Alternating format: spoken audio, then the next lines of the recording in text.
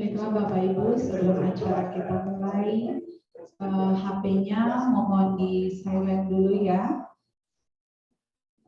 demi ketenangan acara berlangsung.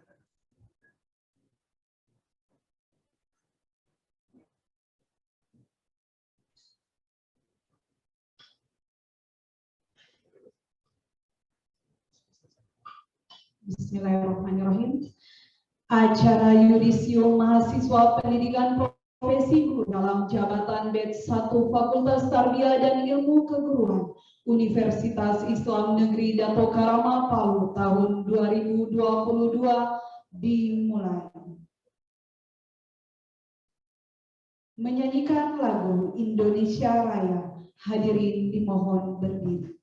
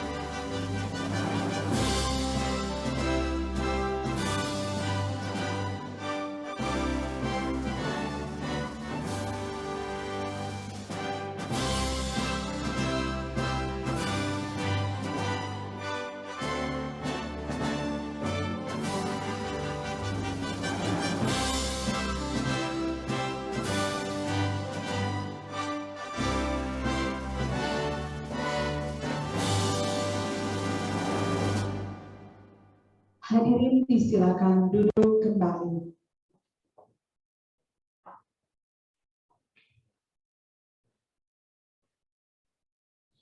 Acara selanjutnya, sambutan Dekan Fakultas Tarbiyah dan Ilmu Keguruan Universitas Islam Negeri Dato Karama Palu kepada Bapak Dr. Haji Askar Magister Pendidikan. Kami silakan.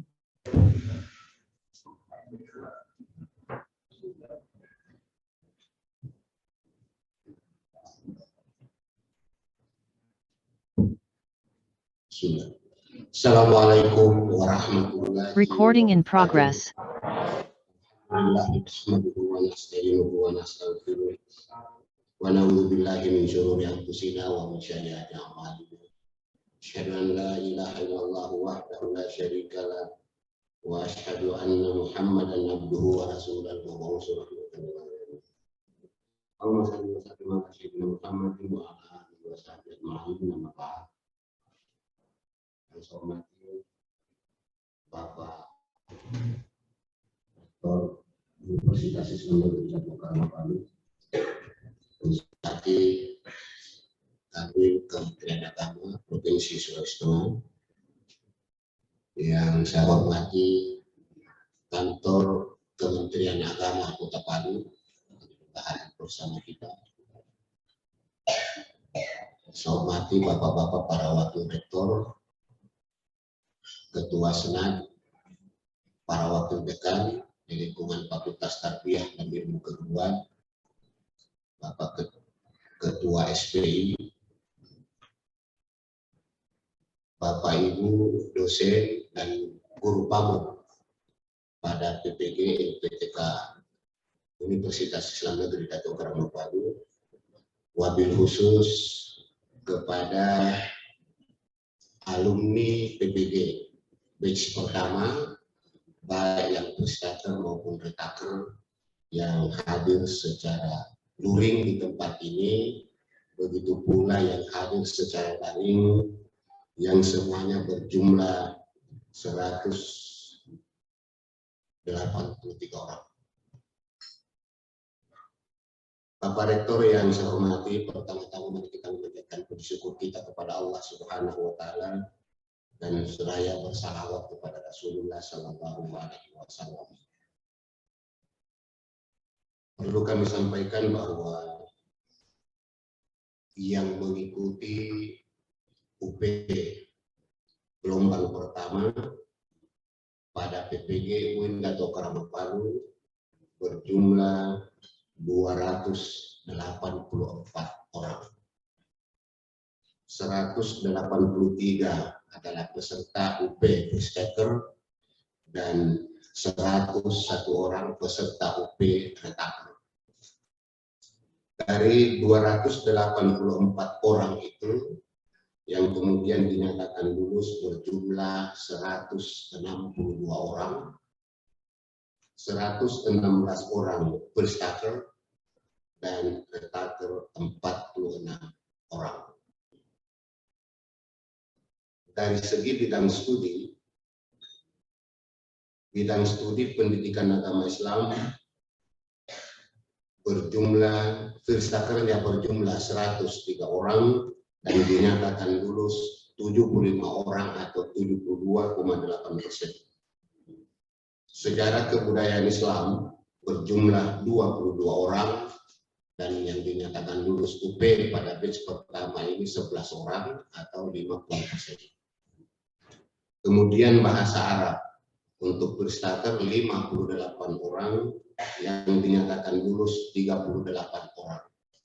Jadi total mahasiswa yang lulus untuk Pustaker adalah 116 orang dengan persentase 63,4%. Kemudian yang Retaker pendidikan agama Islam berjumlah 72 orang dan dinyatakan lulus 28 orang atau hanya sekitar 38,9%. Akidah akhlak peserta Retakernya 3 orang dan dinyatakan lulus 3 orang atau 100%. Sejarah kebudayaan Islam peserta Retaker untuk UP ini berjumlah 6 orang dan yang dinyatakan lulus 4 orang atau 66,7%. Bahasa Arab berjumlah 20 orang dan dinyatakan lulus 11 orang atau 55%. Dengan jumlah rata-rata persentase kelulusan untuk Retaker di sekitar 45,5%. Sehingga angka kelulusan kita tahun ini berada pada kisaran 57,5%. Sekalipun tadi biaya agak tinggi, tetapi tanda pengaruh yang lain.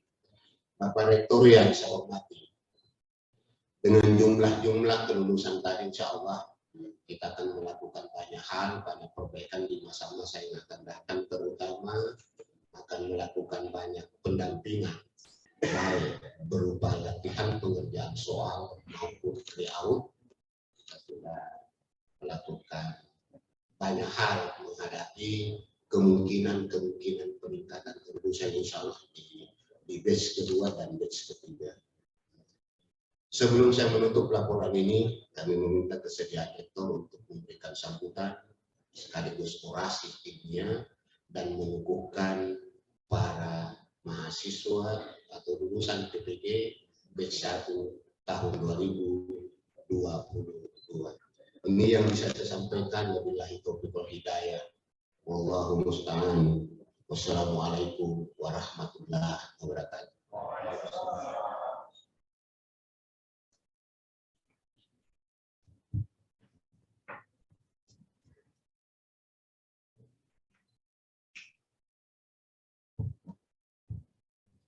Baiklah, demikianlah tadi sambutan rekan Fakultas Tarbiyah dan Ilmu Keguruan UIN Dato' Karama Palu kepada Bapak Dr. Haji Askar, Magister Pendidikan. Kami ucapkan terima kasih. Bapak Ibu yang kami hormati, kita beranjak ke acara selanjutnya, yaitu sambutan Kakanwil Kementerian Agama Sulawesi Tengah, yang dalam kesempatan ini diwakili oleh Kabid Pakis kepada Ibu Dr. Randa Haja Nurlaili MPD. Kami silakan.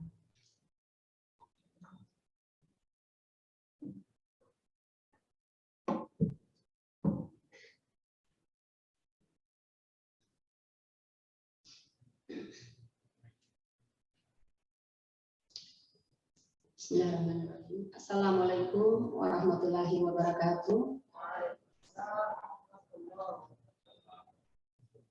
Alhamdulillah wa syukrillah wa la haula wa la quwwata illa billah.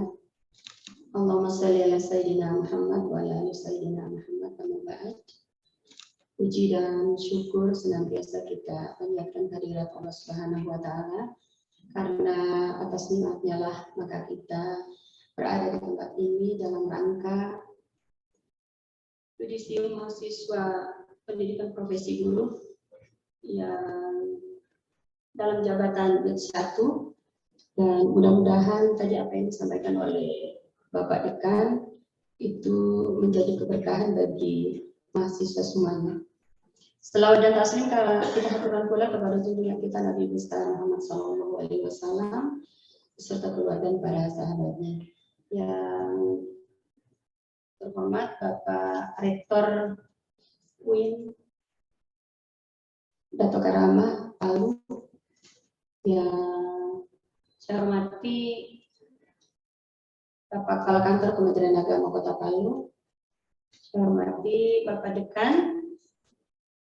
saya hormati Bapak Ibu Dekan semuanya, Sivitas Akademi UIN Dato' Karama Palu, teristimewa kepada dosen-dosen yang sudah berusaha dan bekerja keras dalam rangka penyelesaian studi PPG yang alhamdulillah pada hari ini dilakukan yudisium.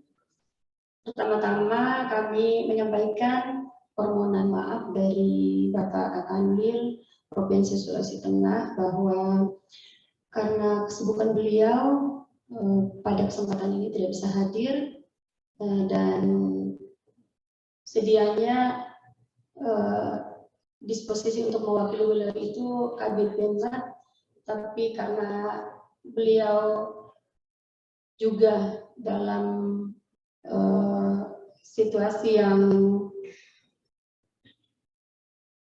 ada urusan yang tidak bisa ditinggalkan, jadi kebetulan saya ada di sini. Alhamdulillah pada kesempatan ini mewakili Bapak Kakanwil.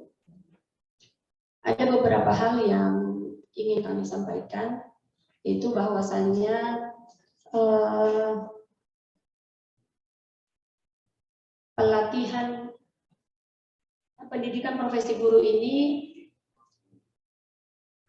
untuk batch 1 ini sudah dilaksanakan, akan tetapi yang batch 2-nya untuk Sulawesi Tengah itu, Provinsi Sulawesi Tengah, ada beberapa kabupaten yang ikut, yaitu ada Kabupaten Morowali sebanyak 60, kurang lebih 60, kemudian ada Balut 25 orang, ada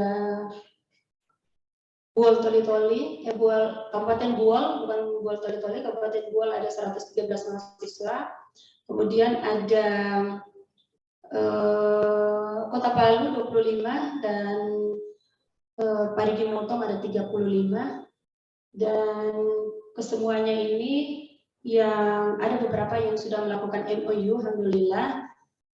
Terakhir kemarin ada Buol yang alhamdulillah Uin Syarif Hidayatullah itu sempat hadir di Buol, langsung melakukan MOU di sana.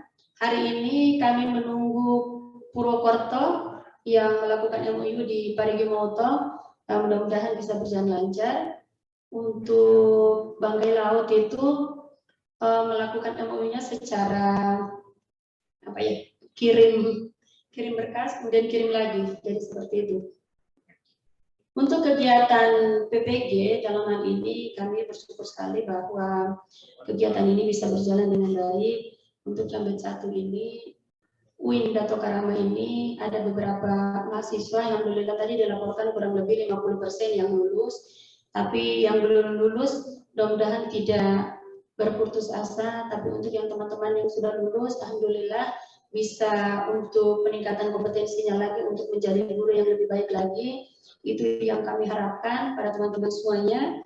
Dan sebetulnya untuk yang kedepannya mungkin ada dibuka batch 3 lagi, masih ada menanti guru kurang lebih 680 orang, karena yang ikut di batch 2 ini masih 292. Jadi ada 680 orang guru lagi yang mudah-mudahan punya kesempatan nanti di tahun ini juga atau tahun-tahun berikutnya untuk ikut kegiatan ini.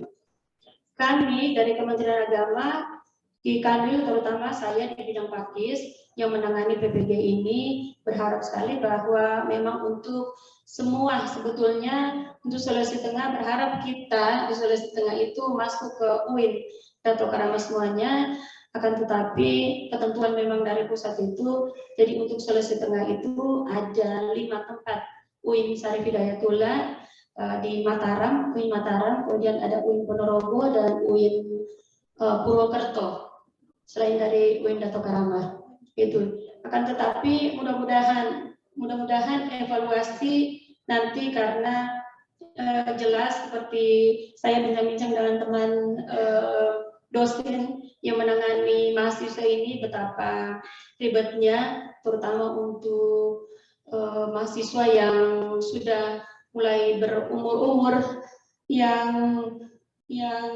mungkin saja tidak bisa menggunakan IT, atau juga di tempatnya IT-nya yang kurang bagus. Itu mudah-mudahan bisa terbantu dengan adanya kalau ikut semuanya di UIN Dato Karama, dan berharap ya mudah-mudahan kedepannya seperti itu. Karena saat ini pun teman-teman dari UIN itu banyak kendala untuk datang di Sulawesi Tengah untuk melakukan MOU. Jadi beberapa kali komunikasi baru bisa didapatkan kepastiannya apakah mereka datang ke sini ataupun kami yang datang ke sana. Kalau di UIN Mataram kemarin Pemdanya yang UIN PPG yang di Morowali, UIN Morowali yang datang ke Mataram. Kemudian kalau Syarif Hidayatullah ya mereka yang datang ke Buol. Dan begitu juga dengan UIN Ponorogo, ya lupa namanya, UIN itu mereka yang datang di Parigi Motong untuk melakukan MOU. Jadi kedepannya mudah-mudahan kami pun berusaha untuk bagaimana agar supaya semua mahasiswa ini bisa melakukan PPG di UIN Dato Karama. Karena kami pun waktu itu sudah berusaha untuk ketemu dengan Bapak Direktur PAI pun komunikasi, ya karena banyak pertimbangan hal-hal yang menjadi kendala itu, sebabkan itu akhirnya kegiatan PPG ini dibagi di beberapa UIN. Selanjutnya, kepada teman-teman yang sudah berhasil untuk lulus di PPG ini, ada sedikit pesan dari kami, karena meskipun sudah lulus, kendala yang ada di depan bukan berarti tidak ada lagi, terutama mengenai TPG, karena arah dari PPG ini kan bagaimana Bapak Ibu bisa mendapatkan TPG, tunjangan profesi guru. Dan untuk saat ini,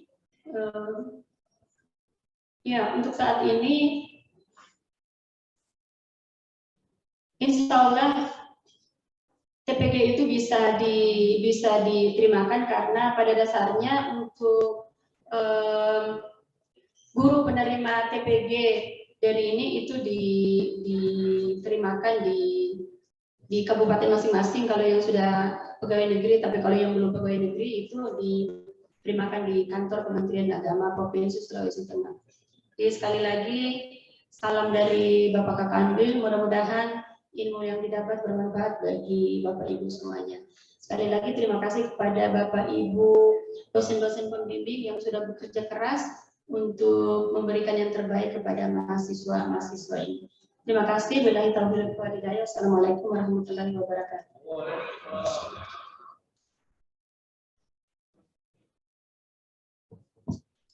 Baiklah, demikianlah tadi sambutan Kakak Nuril ke Kementerian Agama Sulawesi Tengah yang dalam hal ini diwakili oleh Kabid Pakis kepada Ibu Dr. Anda Haja Nurlaili MPD. Kami ucapkan terima kasih.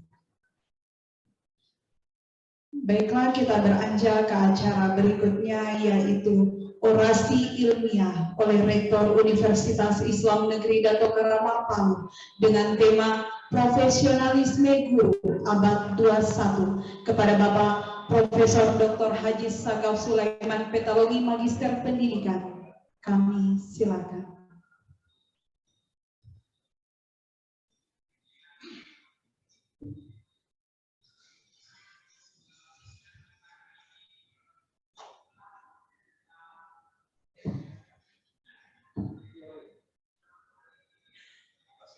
Bismillahirrahmanirrahim. Assalamualaikum warahmatullahi wabarakatuh. Alhamdulillahilladzi arsala rasulahu bil huda wa dinil haqq liyudhhirahu 'ala dini kulli. Wassalatu wassalamu ala rasulillah sayyidina Maulana Muhammadin wa ala alihi wa ashabihi wa qarabatihi ajma'in. Amma ba'd.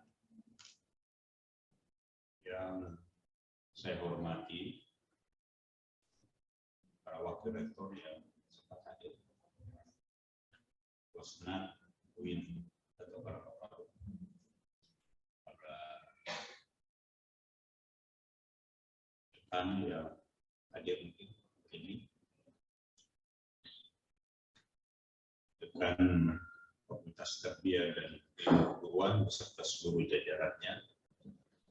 Yang kita hormati bersama, Ibu yang mewakili Pekanwil Provinsi Sulawesi Tengah, Dr. Anda Haja PDI. Yang kita hormati bersama, Kepala Kantor Kementerian Agama Kota Palu, Bapak Dr. Haji Nasarudin Jalmidun yang wakil. Bapak Ibu, apa istilahnya, alumni atau bukan lagi mahasiswa, sudah selesai. Bapak Ibu guru profesional daerah, baik yang hadir secara luring maupun secara daring. Alhamdulillah, kita bersyukur kepada Allah Subhanahu wa Ta'ala, bersalawat kepada Rasulullah Sallallahu Alaihi Wasallam, keluarga dan sahabatnya sekalian. Tentu kita bersyukur karena Bapak Ibu pada batch 1 ini sudah lulus dan sudah mendapatkan gelar tambahan DR, bukan gila urusan tapi guru profesional. DR guru ya, guru profesional. Tadi oleh Pak Dekan disampaikan bahwa tingkat kelulusan UIN Dato Karama Palu pada batch pertama ini, kalau di total semuanya, itu 57,2%. 3%. Masih di atas Alauddin. Alauddin itu 52%. Memang beberapa di atas seperti Salatiga ya, yang mungkin bulan 3 bulan barangkali. Lalu ada UIN Malang. Tentu ini menjadi tantangan kita semua. Tapi saya ingin sampaikan bahwa dalam prinsip pembelajaran PJJ, pembelajaran jarak jauh, 85% sebenarnya keberhasilan seorang itu ditentukan oleh masing-masing mahasiswa. Karena di sana sudah disiapkan semua modulnya, jobnisnya, ya. Lalu petunjuk-petunjuk tentang apa yang harus dilakukan dan bagaimana melakukan kegiatan pembelajaran yang telah diprogramkan pada semua mata kuliah. Artinya kalau mahasiswa mau lulus, satu-satunya jalan adalah harus menguasai, saya biasa sampaikan, setengah hafal itu modul. Baca terus. Ya. Dan kalau ada perbedaan, maka kita kembali kepada modul. Ya.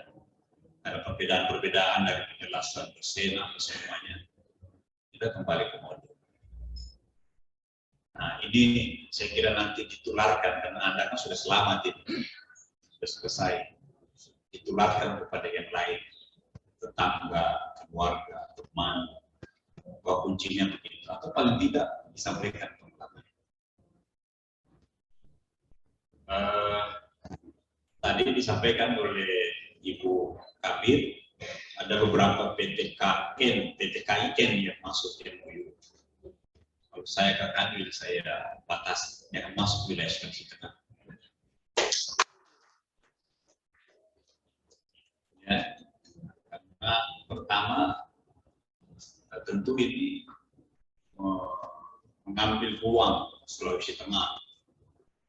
Yang kedua saya sering sampaikan, ada hubungan emosional yang tidak bisa kita pisahkan orang Sulawesi Tengah dengan UIN. Emosional itu, misalnya paling tidak kalau kita kenal dosennya kan ada keluarganya atau pegawai di Kemenak atau di mana yang bisa menyampaikan komunikasi yang sifatnya informal untuk apa kira-kira problem yang dihadapi. Termasuk juga kalau mau mengikuti kegiatan-kegiatan yang sudah diprogramkan. Tapi karena ini sudah berlangsung batch 2, ada tangani sebagian, tapi bisa memang masuk itu Bu, ini saya.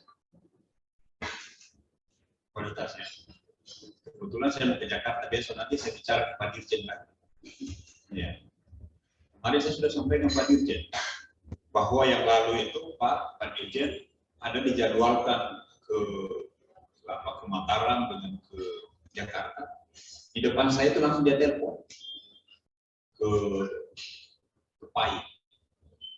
Saya sampaikan lagi ke Direktur PT KI, Profesor Suyitno yang dulu Direktur JTK. Dia malah ketawa, kok bisa ya ada begitu? Saya bilang itu. Dia bilang, baru kali ini terjadi itu. Masa wilayahnya orang diambil? Jadi kalau ada masuk ini, saya tidak tahu apa pengetahuan dirjen atau gimana ya.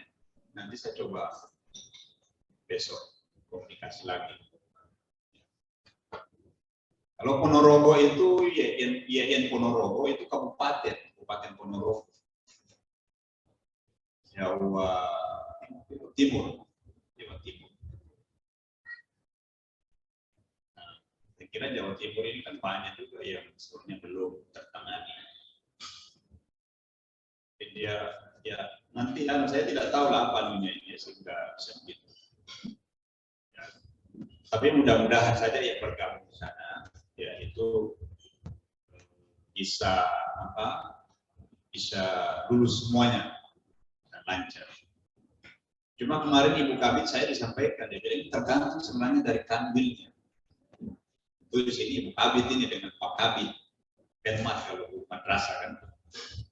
Tergantung katanya itu, bagaimana dia memberikan argumen dan keyakinan bahwa memang ini wilayahnya Sulawesi Tengah bisa di-cover oleh UIN Palu. Paling tidak kalau nyebrang sedikit, ya ini mungkin fanatik daerah ya, kawasan. Paling tidak ya ke Gorontalo atau ke Makassar. Ya ke Ponorogo ini jauh sekali. Mataram juga jauh kan. Ya. Jadi itu kita berharap. Jadi saya titip Pak Ibu Kabit. Nanti saya lupa kemarin bicara, padahal kemarin saya kuliah Pak ada ikut Pak Kanwil. Saya lupa sampaikan ke beliau. Nanti besok ada jadwal saya sengaja lagi nanti saya sampaikan Pak Kanwil. Kami kan ikut kuliah S3 sekarang.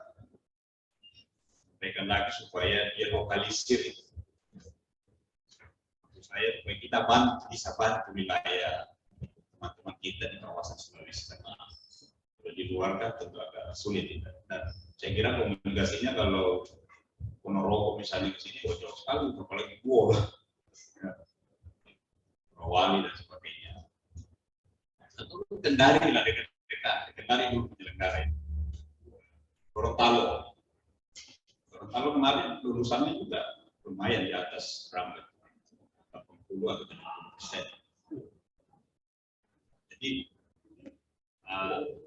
tapi kuncinya itu tadi para mahasiswa bagaimana sering membaca kitab suci modul itu. Itu kitab sucinya PJJ pelajaran jarak jauh. Dosen hanya melakukan pendampingan, stimulus, kemudian ada komunikasi yang perlu dilakukan. Tetapi insya Allah ke depan LPTK UIN Palu sudah melakukan langkah-langkah. Kemarin sudah rapat evaluasi untuk lebih memudahkan mahasiswa, membantu mahasiswa. Di antaranya saya sampaikan untuk membuat bank soal. Bank soal itu nanti tentu diambil dari modul-modul itu.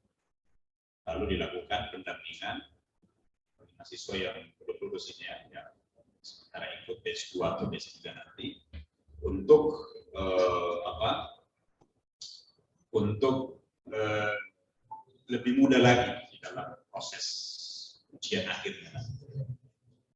Nah, Bapak Ibu sekalian, Bu Kabit yang saya hormati, kemarin saya ketemu Pak Direktur itu, Pak Dirjen disampaikan ada 10.000 nanti ini dari ya PDP ini 10.000. Nah, saya kira BKN SDIK mengelola PPG ini juga harus proaktif melakukan ini supaya wilayah Sulawesi Tengah itu tidak keluar, gitu. Bisa ada di UIN atau Karangpapan. Bapak Ibu sekalian yang saya hormati, para guru, teman-teman semuanya. Jadi, kalau kita bertanya, kenapa mesti ada lagi pendidikan profesi guru? Bukankah Undang-Undang Nomor 14 Tahun 2005 sudah mensyaratkan tentang kesejahteraan guru? Justru ini adalah bagian dari perwujudan Undang-Undang Nomor 20 Tahun 2003 dan Undang-Undang Nomor 14 tentang guru dan dosen. Di sana disebutkan bahwa guru untuk menjadi guru yang profesional itu harus melalui satu pendidikan khusus yang disebut dengan pendidikan profesi guru. Dan ini amanat undang-undang. Kita mendengar kemarin RUU Sisdiknas 2022 yang baru. Itu dihilangkan itu secara implisit di dalamnya tunjangan profesi. Ya, ini ada dua pendapat. Ada yang bilang ini nanti akan satu saat bisa hilang ini tunjangan guru dan dosen karena tidak lagi tercantum secara implisit di dalam undang-undang. Kalau yang lalu kan ada. Tapi kalau kita ikuti kemarin penjelasan Mendikbudristek Pak Mas Nadiem, Mas Menteri atau Nadiem Makarim, dia sampaikan bahwa itu tidak akan hilang, tetapi include di dalamnya. Hanya tidak dijelaskan bahwa harus mengikuti lagi pendidikan profesi guru. Jadi, tetap ada include di dalamnya. Ini masih pro kontra ya. Walaupun dari kalangan Persatuan Guru Republik Indonesia mengatakan kalau tidak ada aturan tertulis, maka itu artinya bisa multitafsir, bisa dimaknai bahwa tidak harus ada, karena yang diberikan itu hanya penghasilan saja, penghasilan tambahan. Ya kita lihat saja nanti hasilnya, tapi ini kan belum diundangkan masih. Saya kira saya mengikuti Golkar, beberapa termasuk PKS juga dan beberapa partai lainnya yang tidak sempat saya persatu memiliki komitmen agar dicantumkan secara implisit, secara langsung pernyataan itu, sebagaimana pada Undang-Undang Nomor 14 Tahun 2005 tentang guru dan dosen. Nah, Bapak Ibu sekalian, intinya itu bahwa apapun langkah-langkah yang dilakukan ingin diciptakan sebuah status bagi guru, status yang jelas. Artinya guru ini memiliki kompetensi yang bisa dipertanggungjawabkan, sebagaimana juga profesi-profesi fungsional yang lain. Jadi dengan didapatkannya sertifikasi pendidik sebagai lambang bahwa yang bersangkutan adalah guru profesional, maka akan dilindungi eksistensinya dalam melaksanakan tugas, fungsi dan jabatannya itu. Nah, guru profesional adalah jabatan. Jadi sama dengan profesi-profesi yang lain. Misalnya dokter, pengacara, ya, advokat, itu semua ada uji kompetensi, sehingga ketika melaksanakan tugas-tugas profesinya itu memiliki perlindungan, dasar perlindungan. Kalau tidak ada dasar yang melindungi secara de jure bahwa yang bersangkutan memang memiliki kompetensi dan berhak melaksanakan tugasnya secara profesional. Kalau di prodi kedokteran itu jelas memang kalau kita lihat, itu dia kuliah S1 selesai mata kuliahnya, maka dia bergelar sarjana kedokteran. Tapi dia belum bisa melakukan kegiatan dokter apapun. Dia harus melakukan lagi namanya koasistensi atau koas. Nah, koasistensi ini semacam praktek-praktek terbatas. Nah, sesudah itu koasistensi itu lulus, selesai, semua bagian-bagian dokter umum itu nanti dia akan keliling semua bidang-bidang itu, kulit, saraf, semuanya lah, tetap sedikit-sedikit. Lalu terakhir nanti ada uji kompetensi. Sesudah uji kompetensi itu, seperti juga kalau guru terakhir ini, lalu kemudian dia akan mendapatkan gelar dokter. Artinya sudah menjalankan profesi. Dan itu akan terlindungi nanti. Kalau dia melakukan praktek-praktek kedokteran, misalnya ada yang salah ya menurut persepsi masyarakat, maka profesinya tadi itu, lembaga profesinya bisa melindungi dia.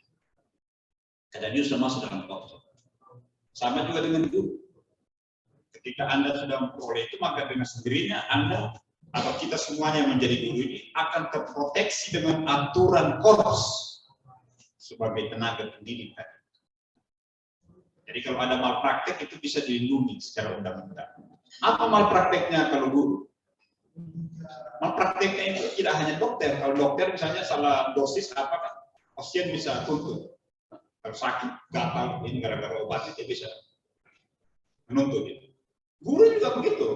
Misalnya kita mengajar, lalu kita berikan punishment kepada siswa kita.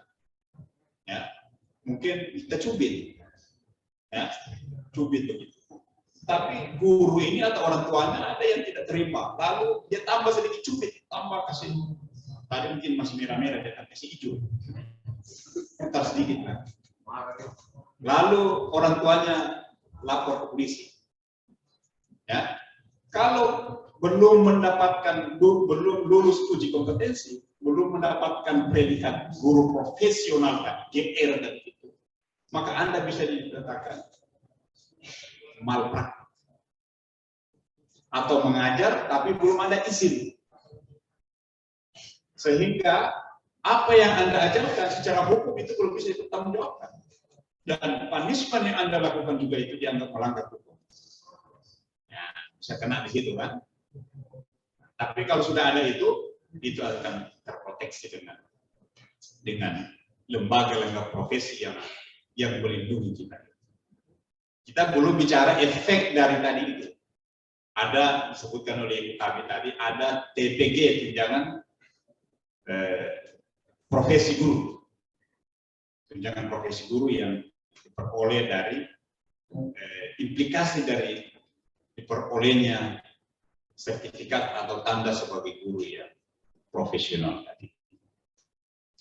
Nah, Bapak Ibu sekalian yang saya hormati, memang untuk menjadi guru profesional ini tantangannya berat. Ini kalau kita hitung, undang-undang ini dibuat tahun 2000 berapa ya, undang-undang guru itu? 2000, undang-undang nomor 14 tahun 2005 atau 2003? 2000 ya, 2005 ya, 2003 Sinas, 2005 nyaris dirasakan implementasinya itu nanti 2009, 2010, berarti berapa tahun itu? 6, 7, 8, 9, 10, hampir 4 atau 5 tahun baru diperoleh. Itu baru berapa persen? Nah, sampai sekarang ini sudah berapa? Mau diganti lagi undang-undang? Belum juga tuntas semuanya. Jadi sebuah perjalanan yang begitu panjang ya untuk mewujudkan ini. Itu pun masih ada asumsi-asumsi lagi bahwa apa implikasi dari setelah selama ini diberikan kepada guru-guru tunjangan profesi itu, kaitannya dengan peningkatan kualitas pendidikan. Kalau saya mempertanyakan ini, seperti tidak ada relevansi atau keterkaitan secara langsung antara meningkatnya pendapatan atau tunjangan atau pendapatan guru terhadap mutu dan kualitas pendidikan. Ini saya kira tantangan bagi kita ini. Sehingga itulah pihak-pihak yang di luar yang tidak tergabung dalam dunia pendidikan dan tidak mengetahui bagaimana seluk-beluk dan pelitnya mengelola meningkatkan sumber daya manusia di Indonesia melalui pendidikan, itu banyak saja yang berpendapat seperti yang saya sampaikan tadi. Sehingga ada yang mengatakan, ya kita cabut saja ini tunjangan profesi, karena ini hanya memberikan efek-efek hedonisme kepada para guru. Ada yang bilang begitu. Ya, guru hanya tidak digunakan untuk kebutuhan peningkatan mutu pendidikan atau pembelajaran, tapi dipakai untuk kebutuhan yang lain. Itu ada tunjangan-tunjangan tudingan-tudingan seperti itu. Nah, inilah saya kira menjadi tantangan besar dari kita semuanya guru-guru, khususnya yang sudah memperoleh sertifikasi pendidikan. Mari Pak Kadit, Fadal Filama.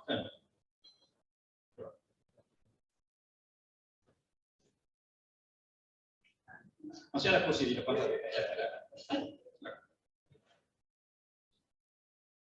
Nah, Bapak Ibu sekalian, oleh karena itu, kalau di dalam Undang-Undang Nomor 14 Tahun 2005, Undang-Undang Guru dan Dosen, itu disebutkan di sana pada pasal 10 kalau tidak salah ya, disebutkan bahwa guru profesional itu diukur dari 4 kompetensi dasar yang dimiliki guru profesional, yaitu kompetensi pedagogik, kompetensi profesional, kompetensi personal, dan kompetensi sosial. Itu dalam undang-undang pendidikan. Nah, kalau kita mencoba meramu ini 4 kompetensi tadi ini, ya, 4 kompetensi pedagogik, profesional, personal, dan kompetensi sosial, sebenarnya yang berkaitan langsung dengan kegiatan pendidikan dan pembelajaran di sekolah, di kelas, yang menjadi tugas utama guru itu 2, kompetensi pedagogik dan kompetensi profesional. Artinya apa? Menjadi guru profesional itu 2 ini yang perlu kita berikan penguatan. Kompetensi profesional dan kompetensi sosial, kompetensi pedagogik. Bagaimana membreakdown ini kompetensi profesional dan kompetensi pedagogik? Barangkali kalau saya ibaratkan secara sederhana, bagaimana guru mampu membuat perangkat pembelajaran yang baik, lalu mengimplementasikan dalam proses pembelajaran kelas. Jadi kompetensi pedagogi itu berkaitan dengan teori-teori keguruan, termasuk di dalamnya adalah bagaimana merancang dan membuat pembelajaran yang baik, dan selanjutnya implementasinya itu adalah bentuk kompetensi profesional, yaitu penguasaan terhadap materi yang akan disampaikan dalam setiap pembelajaran. Jadi kalau ini bisa dipahami, ya, tentu dalam konteks variasi pembelajaran. Karena saya kira banyak pendekatan pembelajaran yang bisa kita pakai. Ada yang terbaru yang biasa disebut dengan pendekatan STEAM, ya, Scientific, Technology, Engineering, and Mathematics. Ini yang kalau kita lihat itu adalah bagian dari model pendekatan pembelajaran yang sudah dirangkum yang menjadi kebutuhan abad 21 ini. Misalnya pembelajaran yang student center itu sekarang sudah harus orientasi ke sana. Dalam semua strata pendidikan, tidak hanya di perguruan tinggi, S2, S3, S1, S2, S3, tetapi mulai dari PAUD sudah dirancang seperti itu. Student center. Jadi pembelajaran yang berpusat pada peserta didik. Kalau kita lihat pembelajaran di PAUD, sebenarnya bagaimana guru-guru PAUD itu memodifikasi pembelajaran sehingga nyaris memang peserta didiknya itu sangat aktif. Walaupun dikemas dalam konteks belajar sambil bermain. Tapi itu bagian dari langkah pembelajaran sebenarnya yang modern. Kalau kita dalam konteks kilas kurikulum 2013, baik yang lama maupun yang sudah direvisi, itu kan ada pendekatan misalnya melakukan pengamatan, ya. Pengamatan itu bagian dari aktivitas yang student center yang berpusat pada peserta didik. Jadi semua kegiatan pembelajaran itu berawal dari aktivitas yang dilakukan oleh peserta didik. Nah, ini kan pengetahuan terkait dengan aspek pedagogis yang disebutkan tadi. Tetapi bukan berarti guru kemudian lepas dari konten pengetahuan dari yang diajarkan itu. Ya. Seperti kalau mengajar, ada yang pernah bilang sama saya begini, mahasiswa, walaupun dia bercanda, tapi saya anggap serius. Ini di ruang-ruang terbuka, di ruang-ruang non formal. Dia bilang begini, sebenarnya mengajar paling gampang pasca sarjana. Dia bilang begitu. Dia bilang, kenapa bisa? Dia bilang, kalau di pasca sarjana semua mahasiswa yang kuat. A sampai Z semuanya mahasiswa. Dosen tinggal ikut-ikut saya di belakang. Nah, ini Saya tidak tahu apakah ini maksudnya memang membaca secara real atau ada sindiran-sindiran tertentu. Nah, dalam konteks ini, pembelajaran modern itu ada lagi yang saya sebut dengan private classroom. Apa itu private classroom? Ini membantah tudingan tadi. Private classroom itu artinya membalik kelas. Ya. Membalik kelas. Membalik kelas itu bagaimana? Artinya sebelum memberikan pembelajaran itu guru harus terbuka dulu materinya dan berikan ruang kepada siswa untuk mencari. Lalu kemudian ketika pembelajaran itu terjadi, guru tidak lepas tangan tapi juga memberikan muara pembelajaran itu dan kontennya sehingga ketemu nanti di situ. Ya. Supaya tidak tadi ada seperti tadi itu seolah-olah di pembelajaran pasca sarjana itu mahasiswanya yang menyampaikan materi lalu dosennya ikut saja. Maksudnya itu ada mungkin pengalamannya dia dosen tidak begitu paham barangkali tapi ikut saja apa mahasiswa kedokteran sudah itu tanpa ada bandingan pengetahuan terhadap materi yang disampaikan oleh mahasiswa. Ini juga berbahaya. Jadi saya kira ini juga umpan balik bagi Anda semuanya guru yang baru peroleh ini. Jadi kalau dulu, zaman dulu pembelajaran itu kita sembunyikan materi, kan begitu. Supaya jangan murid kita tahu kan. Tapi teori private classroom ini dibalik tidak boleh, harus dibuka. Bahkan pertemuan akan datang sudah harus disampaikan. Cari ini. Tapi bukan berarti guru lepas tangan. Karena kalau lepas tangan seperti tadi. Apa? Ya, seperti tadi penyampaian mahasiswa di ruang terbuka itu. Dosen hanya ikut saja mahasiswa. Artinya mungkin dia pandang dosen ini tidak punya konsep yang jelas terhadap apa yang disampaikan. Karena itu ini perlu hati-hati juga, jangan sampai ada juga mahasiswa yang dosennya. Sengaja dia buat makalah yang salah, bukan itu arahnya. Tapi mungkin dosennya karena tidak paham dia ikuti saja itu. Nah ini juga kan saya kira perlu ada introspeksi dan refleksi terhadap wacana ruang terbuka tadi. Nah, private classroom ini tadi ini mempertemukan, jadi guru membuka ruang pembelajaran untuk dicerna dan dikaji di luar, tapi guru juga tidak boleh kosong, harus memiliki juga pengetahuan. Sehingga ketika muara itu salah, misalnya apa yang ditemukan oleh siswa, tidak seperti itu muaranya, dosen bisa memberikan petunjuk atau konsepsi yang sebenarnya seperti itu. Itu konsep private classroom. Nah, kalau dia seperti itu ya muncul tadi selingan-selingan di ruang terbuka yang sifatnya non formal. Nah, Bapak Ibu sekalian yang saya hormati, apalagi dalam konteks sekarang ini, sumber pembelajaran itu sudah bergeser. Kalau dulu sumber utama pembelajaran itu adalah guru dan buku. Sekarang ini tidak lagi. Guru fasilitator, tapi bukan fasilitator berarti dalam arti nol. Dia tetap harus memiliki konsep yang jelas. Karena itu dalam konsep pembelajaran, guru adalah desainer pembelajaran. Dia perancang utama pembelajaran. Mau dibawa kemana dan bagaimana modelnya, di mana dia indoor atau outdoor, itu tergantung dari guru. Tetapi dia tidak boleh lepas dari konten tadi. Itulah yang saya sebutkan bahwa guru profesional itu dari 4 kompetensi, 2 itu yang dominan perlu dikuasai. Kompetensi profesional dan kompetensi pedagogi. Dan di situ ada pengetahuan tentang strategi dan juga pengetahuan tentang konten atau materi yang kita ajarkan. Ini jadi sumber-sumber belajar sekarang ini sudah mulai bergeser.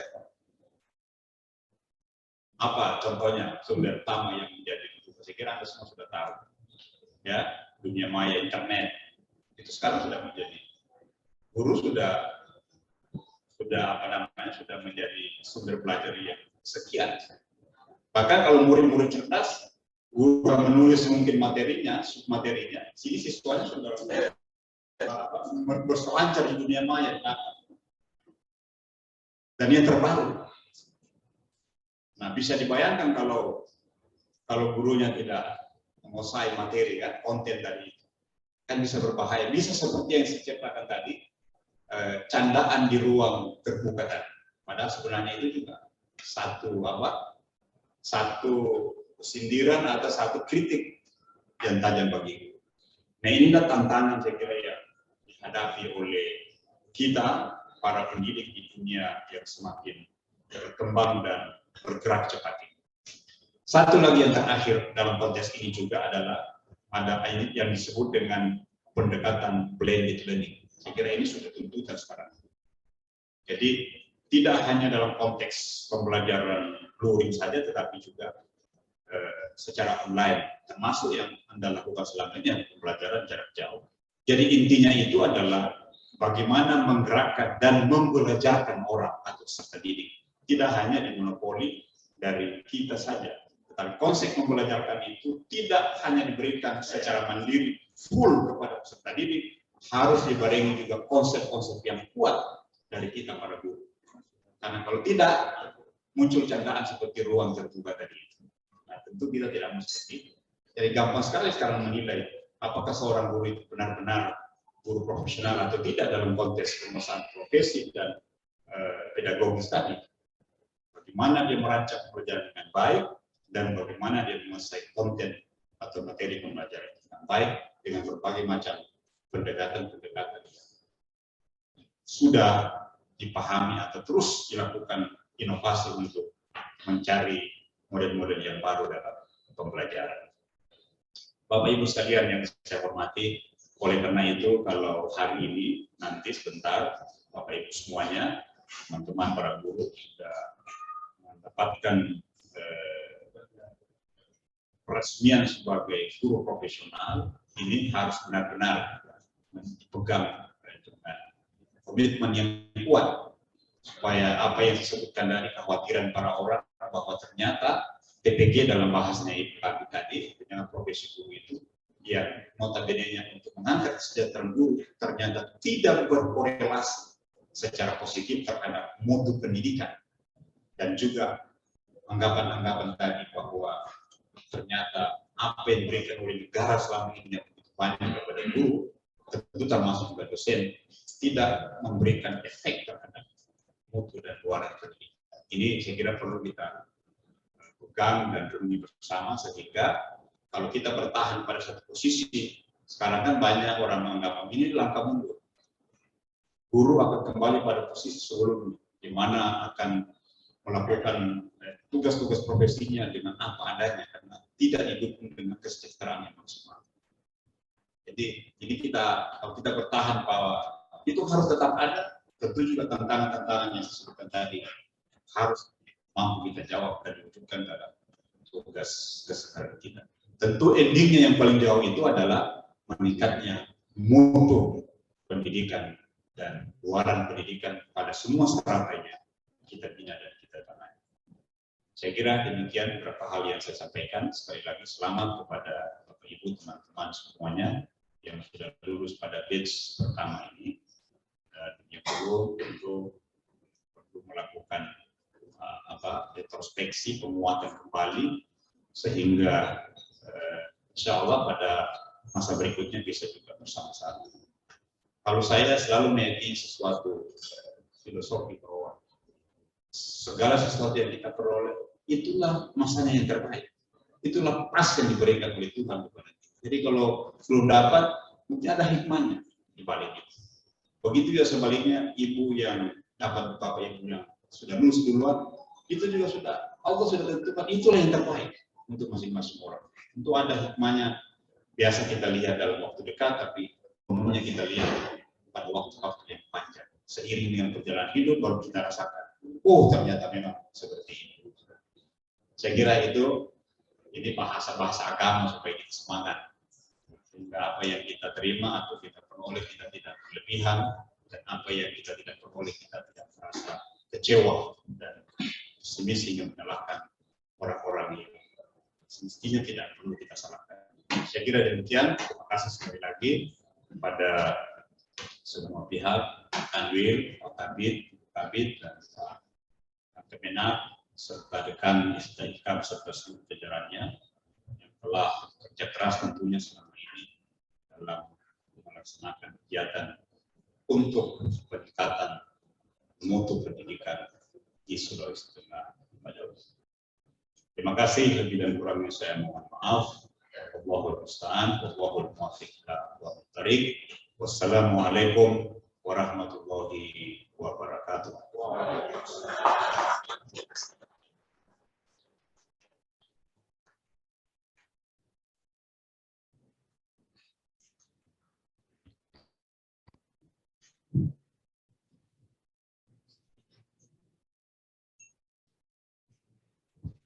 Baiklah Bapak Ibu yang kami hormati, demikianlah tadi sambutan sekaligus orasi ilmiah yang dibawakan oleh Rektor Universitas Islam Negeri Dato' Karama Palu kepada Bapak Profesor